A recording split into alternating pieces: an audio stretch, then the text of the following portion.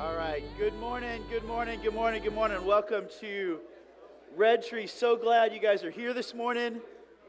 Excited about this morning. Pray that God speaks to us this morning.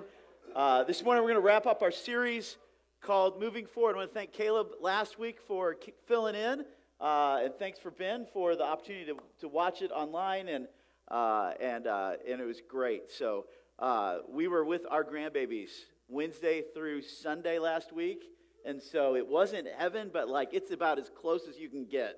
And so we took them down to Myrtle Beach for a few days and hung out. The beach, like that's probably the first time I've ever been to the beach in the winter, and I love the beach.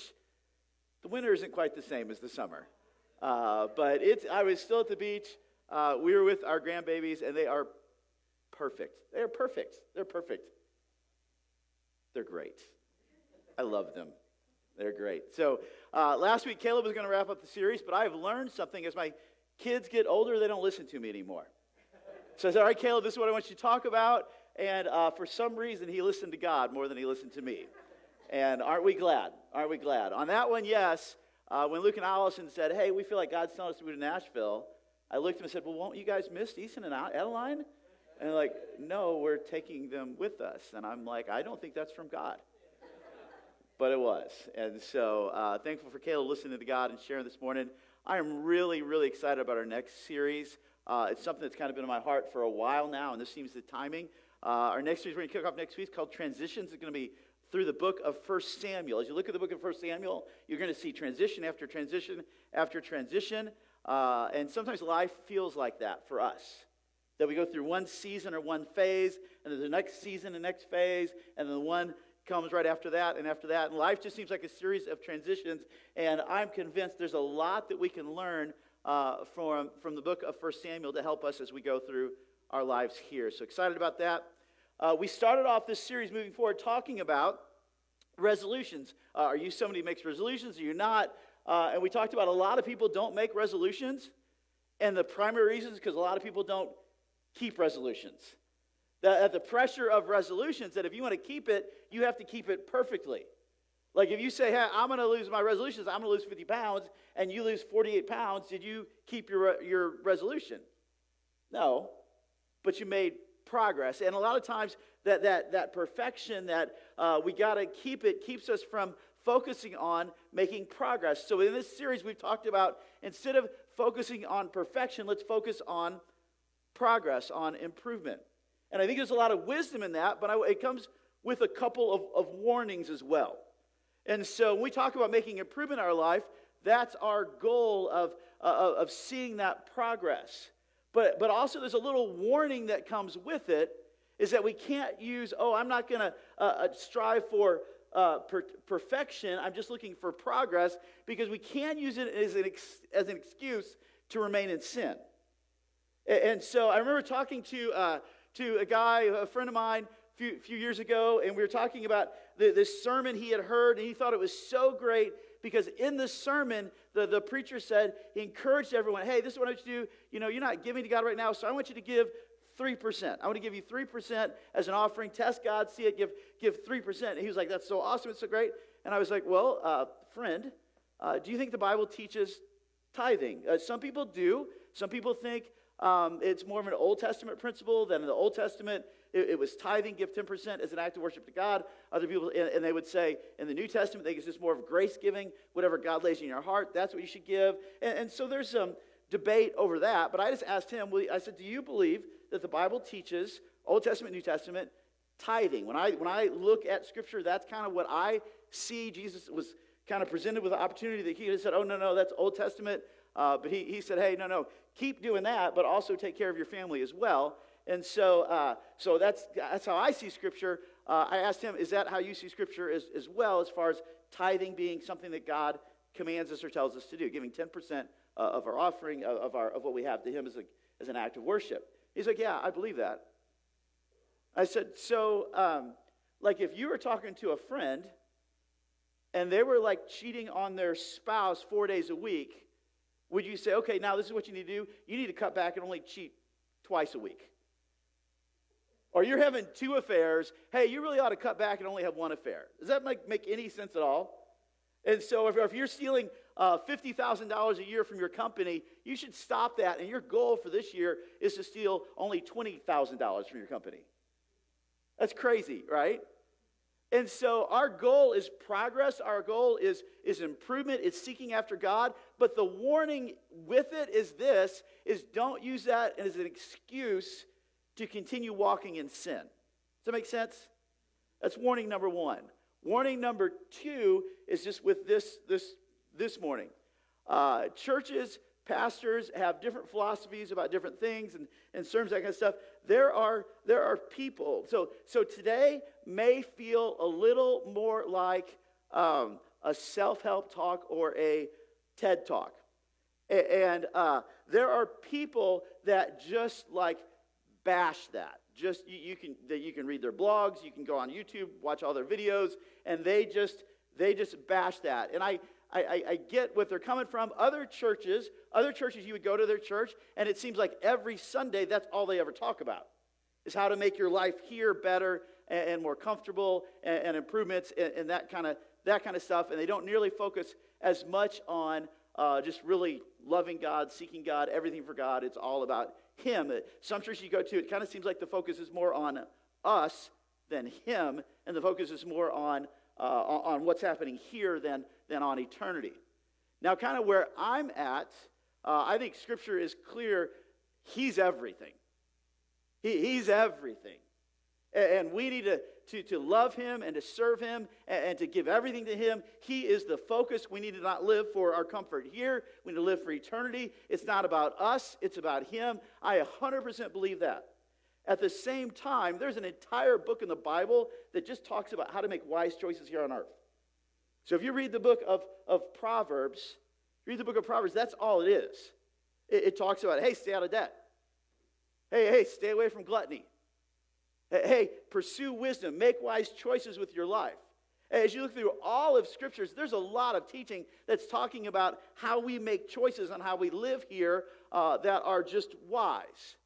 And so, for me, I think there's a balance. If we focus 100% just on us, and we come to church and it's a self-help talk or a TED talk every week and with very, very little God, that's not church. That's a self-help talk and a TED talk, which are great with a little bit of God sprinkled in. That's not what church is about. It is Him. It's 100% Him. But when we look at His Word, there's a lot of wisdom on how we should live. Is there not? And we're talking about this series. We're talking about moving forward in our relationship with Him, moving forward, improvements we want to see in our relationships, in our finances, physically. We're talking about lots of different things. And there's a lot of wisdom in God's Word on how to pursue that. And so that's kind of what we're doing today. So that's warning number two. I would say if you come here every week, very little will it be like, hey, here, today's going to be kind of more like a self-help talk, because that's not me at all, in my heart at all. But I think there's a lot of wisdom in Scripture that as we talk about this morning, how do we go from this is what I am praying for to this is the reality I'm living in. Whether we make resolutions or not, we all have areas in our life that we wish were different, that wish were better. And how do we take it from I wish to, wow, God, thank you? And that's what we're talking about. That's what we're talking about this morning. So early in the series, everybody had 2 homework assignments. Homework assignment number 1 is get on a Bible reading plan. Download the Bible Gateway app, the YouVersion app, something. Get on a Bible reading plan that we are pursuing to know and love and to become more like Jesus every day by spending time with Him in His Word. That was number 2. Number 1. Number 2 is to spend time thinking, praying, evaluating, dreaming. God, what are some areas in my life that you want different? What are some areas in my life that I want different? And to write those down, to think them through, begin praying them through. And so this morning is, how do we take it from this is on my list of what I'd love to see different and make it into reality, into our day-to-day life that we just experience. And I don't know if you've done it, but imagine that you actually listened to me and did the homework that I gave you like 4 weeks. I don't know about you, but how many of the things on your list probably were on your list last year? How many things on your list were probably on your list 5 years ago? How many of those things on your list were probably there 10 years ago, and honestly, you're kind of nervous 5 years from now, they're still going to be on your list?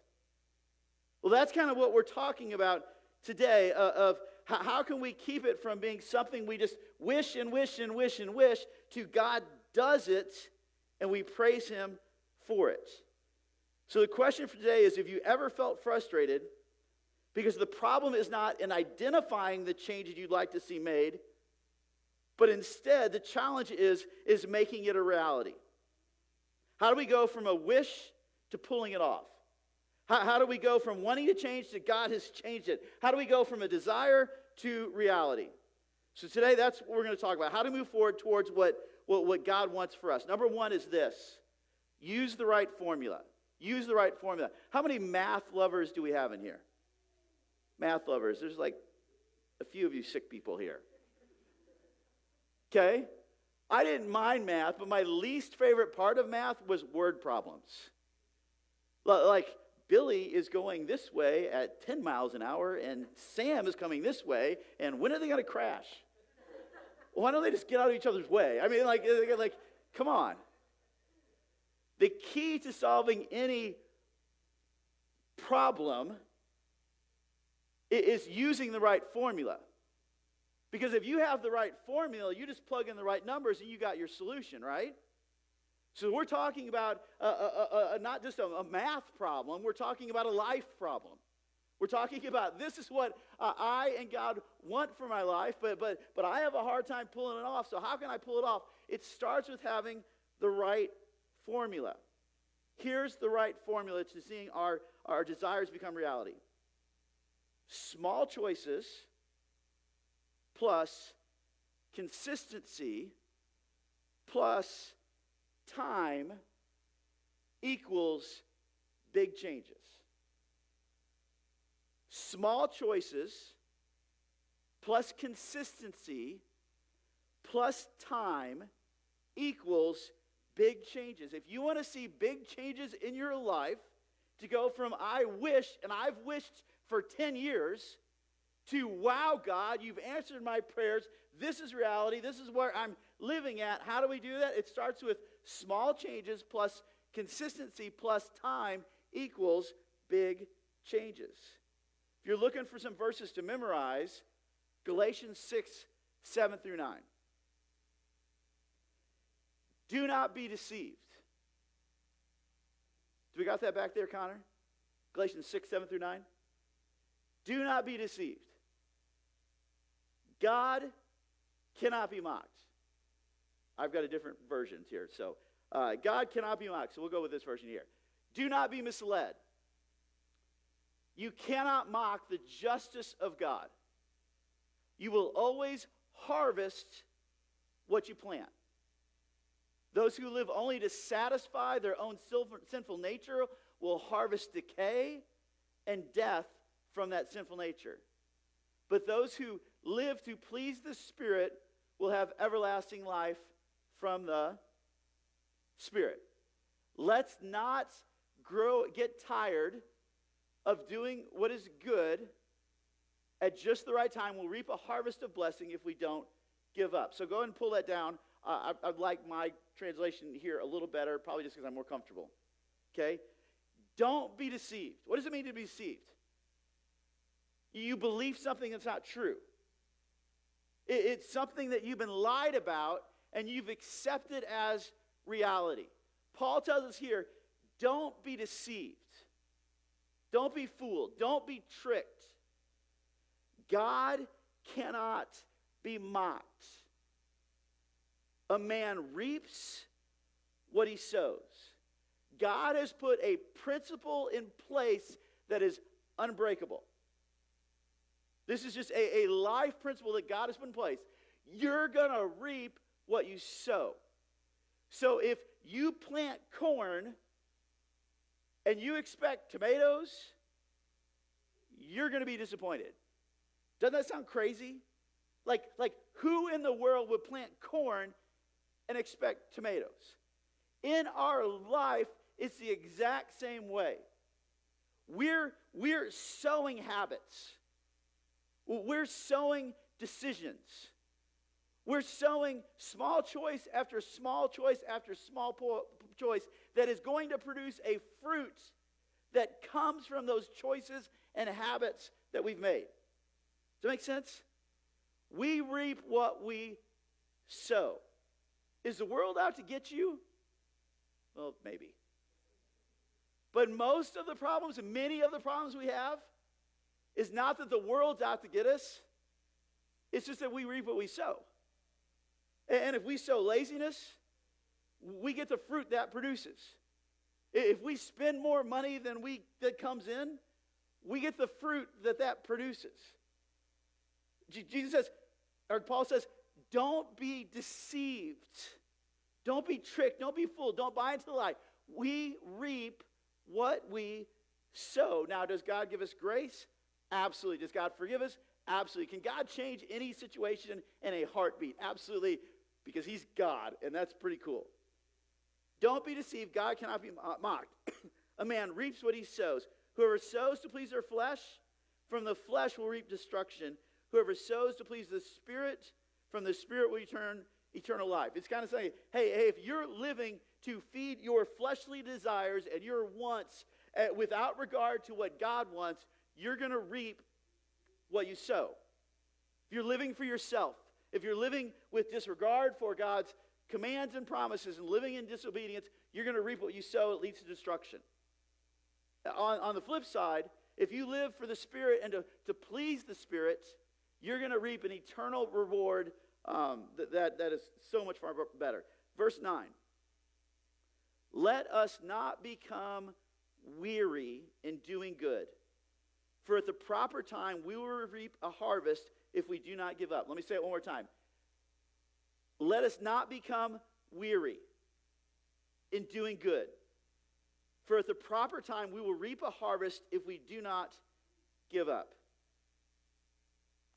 If we want to change what we're reaping, what we're living, what our reality is, our struggles or our desires that remain out of our reach, if we want to change what we're reaping, we need to change what we're sowing. It's just a principle that God has put in place. Small changes plus consistency plus time equals what we've been dreaming about, what we've been praying for, what we've been longing for. The changes we want can seem and feel impossible. We can look at our situation and say, we will never get out of debt. We will never have a healthy marriage. I'm never going to lose those 20 pounds. And often, all it takes is small choices consistently followed through over time. Could I lose 30 pounds in a week? Not a chance. Could I lose 30 pounds in a month? Probably I'd have to be really, really unhealthy to do that. Probably not. Could I go on a walk 3 times a week? I could do that. Could I cut my calories just 125 calories a day? Just 125. Could I cut back? Yeah, I could do that. Could I stop drinking soda? Yeah, I could stop drinking soda. I was talking to a referee this week, and he's like lost 70 pounds. Like, man, you look amazing. What did you do? I stopped drinking soda, and I stopped drinking sweet tea. 70 pounds. Was that a boo? Did you boo the sermon? That's got to be in the Bible somewhere. You can't. You can't boo the sermon. Security, we got a problem up here front. If I start walking 3 times a week, I stop drinking soda and sweet tea, I cut on my calories, 125 calories a day, you know what? Notice what difference I'm going to tell in a week? None. In a month? Very little. I'll feel better, but if I'm looking at the scale, I'm not going to see a lot of difference. But if I just do those things, all I do is walk 3 times a week. I cut back 125 calories a day, and I stop drinking soda. After 27 months, I'll be 33 pounds lighter. Small choices, consistency, plus time equals big changes. If I'm consistent. If I don't give up. Too often, the changes that we want to make seem too big and too hard to keep up with. Because I might say, okay, I'm going to lose 50 pounds in a month, and so I'm going to go on this crash diet, and I'm going to do this, and I'm going to work really hard. Well, number one, that is probably just not a sustainable, long-term habit that I'm going to live the rest of my life. Could I walk 3 times a week for the rest of my life? Yeah, I can do that. Can I cut 125? Yeah, I can do that. Too often we quit too soon. We don't see the results we want to see quick enough, and so we quit. Too often we're inconsistent. Craig Rochon is someone, we did our series a couple months ago, Winning the Warrior Mind, referred a lot back to Craig Rochon. Even in this series I have, is somebody that I've learned a lot from. He says this. He says, successful people do consistently what others do occasionally. And I don't think he's talking about successful like, oh, wow, they're rich. I think they're talking about that their desires don't stay desires, they become reality. Successful people do consistently what other people do occasionally. We don't see the results soon enough. It doesn't seem like it's making a difference. It's not any fun. It's not working anyway, so we might as well quit. So if you're here today and you want to win, if you want to lose 20 pounds, 30 pounds, 50 pounds, what are some small steps you can begin today? If you're here today and you're like, I am stressed out in debt. I am stressed out in debt, and I would like to move from being stressed out in debt to the peace that comes with financial freedom, to the joy that comes with generosity. That's the process that I want to go through.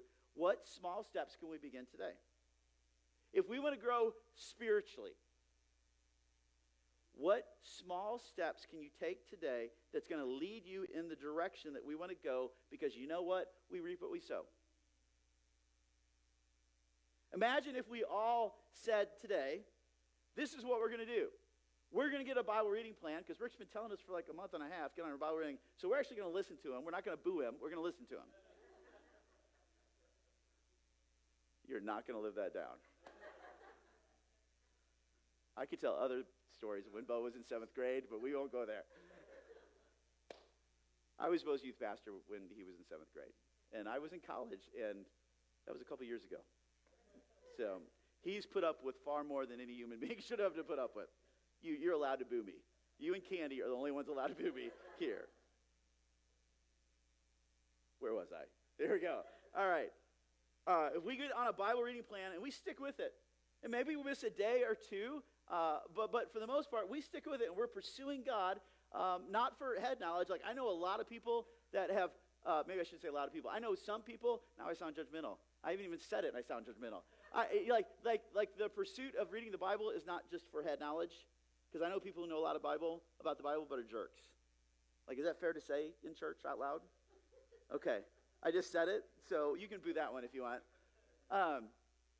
The goal is not, wow, I just want head knowledge so I can sound really arrogant and make you feel less than. The goal is pursuing God. And the more we pursue God and see God, the more humble we're going to be. And the more we see him and pursue him, the more we're going to adore him and be in awe of him and not want to live for us anymore, but live for him because he's so great. That's who he is. So the goal is pursuing, knowing, and loving, and adoring, and worshiping, and living for him, the one who is above everything. If all of us get on a Bible reading plan and we stick to it, not perfect, but we stick to it, and we all say, hey, you know what, we're going to start walking 3 times a week, and we stick to it month after month, year after year after year. If all of us said, hey, you know what, soda's not great for us, sweet tea's not great for us, we're going to stick to water instead, tea, maybe some other things. If we said, hey, we're all going to cut 125 pounds 120, that'd be great. 125 calories, 125 calories from our diet. We're going to find a place in our finances that we're going to shift from overspending, and we're going to carve out, and we're going to spend 95% of what comes in instead of 120% of what comes in. And that 5% that comes in, we're going to start investing, because we're already giving 10%. That was earlier in the sermon. So we're going to give 5%. We're going to start investing. We're going to get some accountability and some encouragement from a friend that's going to be on our side. We're going to stick with it. In 27 months, we'll be 33 pounds lighter. We'll be spiritually stronger. We'll be on a path from stress to joy in our finances. And we'll likely be further along than that, because most things in life compound. Because if we start walking 3 times a day, we're probably not going to settle there. We'll probably start, hey, maybe I should jog. Maybe I should walk 5 times a day. Maybe I should start running, and I start off, and I'm going to do a mile, and then I'm going to do, a month later, I'm going to take it to 1.5 miles, and then 2 miles, and it compounds. Randy ran a marathon, and I think that's kind of how, I'm told that's how it works.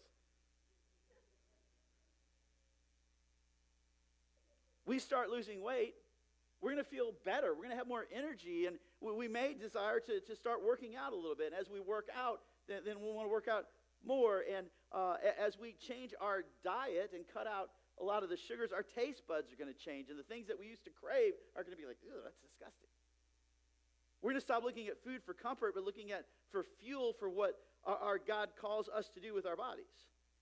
The more we read our Bibles, the more we're going to see Jesus. The more we see Jesus, the more we're going to want to be like Jesus. The more that we become more like Jesus, the better we're going to treat people, the better relationships we're going to have, the better, more joy, more peace, more fulfillment, more contentment. The more we live for Jesus, the more we're going to give everything to Jesus and to live for him and his kingdom instead of us. Imagine if we all did that. Said, that's what we're going to do. Or instead, imagine we all said, hey, you know what? We're just going to stay the same. We're going to keep that list over there of, yeah, I do have some things I wish were better, but I'm just going to keep it over there. Or, instead of eating 125 less calories a day, we eat 125 more calories a day. And we don't walk. And we don't change our diet. And we don't read our Bibles. And we get deeper in debt. We're not feeling better about life. We're not feeling better about ourselves. We're not feeling better about our relationship with God. Our relationship with others aren't improving. Over 27 months, we've now gained 33 pounds, whereas Ben has lost 33 pounds, and Joe has gained 33 pounds. There is a 66-pound difference there between, Joe, I haven't picked on you for a long time. And Bo was feeling bad, so I had to I'll put it on me. So I've gained 33 pounds. There's a 66-pound difference between where Ben and I are at, and chances are that's going to, all of those decisions of the spiritual discipline on pursuing God, spiritual, or the discipline of finance and health and all that just, it impacts us and our lives and our relationships. We reap what we sow. If we don't like what we're reaping, we need to change what we're sowing. Start small. Don't start off with 30 things. I have 30 things I could put on my list. If I go after all 30 of them, I'll probably do none of them. But if I say 1 or 2 of them, and I do it until it becomes just part of my life, part of my just a natural habit, and then later on, several months down the road, add a couple more. Get some teammates, get some accountability, get some encouragement. The best way to fail is to try it all your own. Number 1 is use the right formula. Small changes plus consistency plus time equals big changes. We reap what we sow. Number 2 is this. If we want to change, we need to stop trying and start training. If we want to change, we need to stop trying and start training. Paul writes, 1 Corinthians chapter 9, verse 24, do you not know that in a race all the runners run, but only one gets the prize? Run in such a way as to get the prize. Everyone who competes in the games goes into strict training. They do it to get a crown that will not last. But we do it to get a crown that will last forever. Therefore, I do not run like someone running aimlessly, and I do not fight like a boxer beating the air. So Paul is teaching here people in believers in the city of Corinth. This is in Greece. This is where the Olympics, you guys are familiar with the Olympics? You guys heard of the Olympics going on right now? But Paul's talking to this audience where the Olympics are going on back then. He's talking about, hey, when you're in the Olympics, there's a whole bunch of runners, but there's only one that accomplishes their goal of winning the race. Paul says, be like that guy. And if you want to be that guy, you've got to go into strict training. If Ben, Joe, and I are going to race, and Ben trains a bunch, and Joe trains a bunch, and I don't train at all, who's going to win? Ben is. I've seen him. I've seen Joe run. Ben's going to win. Now, it may not be a bad explanation because like if I train for like months and months and months and Ben doesn't train at all, he'll probably still beat me. So that was probably a bad illustration. But any athlete, you think about these people competing in the Olympics right now. How many times do they get up at 4 o'clock in the morning and go through the training? Week after week, year after year, to accomplish their goal. And they're doing it for a gold medal, which is great. What we're doing is for the kingdom. It's for the king. It's for eternity. How much weightier is it that this race that God has called us to run on and pursuing and living for him? Paul says, I don't run like somebody running aimlessly. I'm in training. Paul writes in 1 Timothy chapter 4, to Timothy, train yourself to be godly. If we want to become all that God's called us to be, if we want to experience all that God wants for us to experience, if we want to go from wishing things were changed to watching God change us and change our lives, we need to stop trying and we need to start training. We're likely trying to change. Here's the definition of trying. Definition of trying. Definition of trying is to attempt to change with minimal effort. Trying almost implies that we intend to fail and expect to fail. We will quit when we don't feel like trying anymore. Compare that to a definition of training. Training means a wholehearted commitment for a specific result. It comes with a commitment. It comes with a strategy, a game plan. It comes with determination. It comes with perseverance. It comes with a fight. It comes with, this is what I'm going after. God, I need your help. I need your grace. I need your discipline. God, I need you. But this is what I'm going after. I think of the two greatest Olympic moments in my life that I experienced. You guys seen the movie Miracle? Miracle on Ice? That's my favorite. You watch that movie and you watch the training that they went through to achieve their goal. It wasn't like, hey, you know what? We want to win the gold medal. No, it's like we're going to sacrifice a wholehearted commitment that we're not going to give up. We're going to pursue it. We're going to fight for it. We're going after it with everything we got, month after month after month after month. Second one was probably the greatest moment. Have you guys seen the movie Cool Runnings? The Jamaican bobsled team. If we had some great sprinters, but they didn't know what to do, and had they not had a trainer and they not go through training, they would have never experienced what they experienced. If you're an athlete, you better train. Because if you're an athlete and you try, you're not going to reach your goals. Trying will lead to failure. Training brings success. If we're a soldier, we better train. You don't want to try to be a soldier. That's unthinkable. We are a soldier in this fight that we have that God has called us to be a part of. And we need to train to fight the good fight. If we have a call of God on our lives, and we do, we need to go into training, not just try to fulfill it. Training is consistently doing what I can do today so I can do even more tomorrow. I can't run a marathon today. Can't run a half marathon today. I can't run like a 2K today. But I can walk a mile today, tomorrow, and maybe next week I can walk 2 miles a day. Then I can start jogging. Then I can increase my mileage. It's the same thing with money. It's the same thing with spiritual disciplines. It's the small changes. Trying is hoping to become someone that we are not. Training is striving to become who we already are. We're training not just to be the best athlete or soldier. We're training to be a godly man, a godly lady, a godly dad, a godly mom, a godly spouse. We're training to be who God has said we already are. So we need to get our plan. We need to work our plan. We need to get our teammates in place. Last one is this.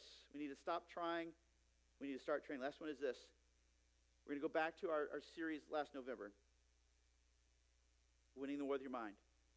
To change the way we live, we need to change the way we think. Change the way we live, we need to change the way that we think. If we think about ourselves of, yeah, I wish that was reality, but you know what? I've wished it for years, and it's never going to happen. I just don't have the discipline. I don't have the strength. I can't do it. And if we see ourselves in that mindset, versus we see ourselves that God has called us to live for him, Jesus has promised us, I have come to give you life and to give you life more abundantly. If we see ourselves, if I am in training to fulfill the calling that God has on my life, it's going to be a whole lot different than I'm going to try to do better. We need to stop seeing ourselves as powerless. We need to stop seeing ourselves as alone. And we need to see ourselves as who we are. And not see ourselves based on the lies of the enemy or how we feel. We need to see ourselves that we are loved by God, that we are chosen by God, that we are adopted by God, that we are forgiven by God, and we are empowered by God. If we have Jesus, we have the power of the Holy Spirit living inside of us. And this tells us what the Holy Spirit is. 2 Timothy 1:7, Paul writes, "For the Spirit God gave us does not make us timid, but gives us power, love, and self-discipline." The Holy Spirit is inside of us. What the Holy Spirit gives us is power, is love, and self-discipline. We are not powerless. We don't lack the ability to have the self-discipline because the Holy Spirit inside of us, that's who he is and that's what he's given us. We're not on our own. Romans chapter 8, verse 37, "No, in all these things we are more than conquerors through him who loved us. For I am convinced that neither death nor life, nor angels or demons, nor the present nor the future, nor any powers, nor height or depth, nor anything else in all creation will be able to separate us from the love of God that is in Christ Jesus our Lord." What does Paul say about us? We are more than conquerors. What does Satan whisper in our ear? You're too weak. You failed time and time and time again. You shouldn't even try. No, he says, we are more than conquerors over sin, over condemnation, over temptation, over everything that holds us back, thanks to the love and grace of Jesus and the gift of the Holy Spirit. We are not victims, we are victors. That is our identity. And if we want to see the changes in our life that we have been longing for and praying for, it starts with changing how we think. If we want to change how we live, we need to change how we think. God has the power to do it.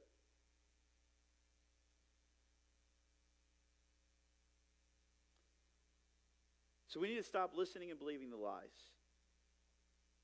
that we don't have the self-discipline and the power to do it. We may or may not be athletes. There's probably a few athletes in here. That may not be true of all of us. To be an athlete, it takes training. It takes determination. It takes fight. It takes discipline. It takes consistency.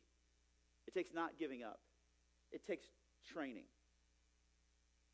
Those are all great qualities, and accomplishing something athletically is great.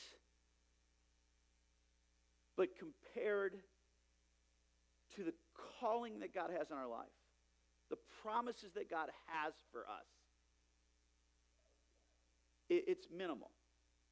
And if an athlete is going to go into that type of training, how much more do we need to do it? Our calling is much higher than to win trophies. It's to lay our lives down for Him. It's to live for Him. It's to build His kingdom. So how do we do it? How do we move forward? We started off talking about resolutions. We talked about, hey, we've all got things in our life we wish were better, we're different, right? Don't we? We do. Yeah, we do. So how do we take it from I wish to thank you, God, for doing this in my life? Number one is this: we reap what we sow. Don't be fooled. Don't be misled. Don't be ignorant. We reap what we sow. It's a principle that God has put in place. We reap what we sow. And the habits and the choices that we make lead us to a path that we reap what we sow. If we want to see it happen, we need to stop trying, and we need to start training. And lastly, we need to change the way we think. And who we are and who God is and what He's promised. Let's pray.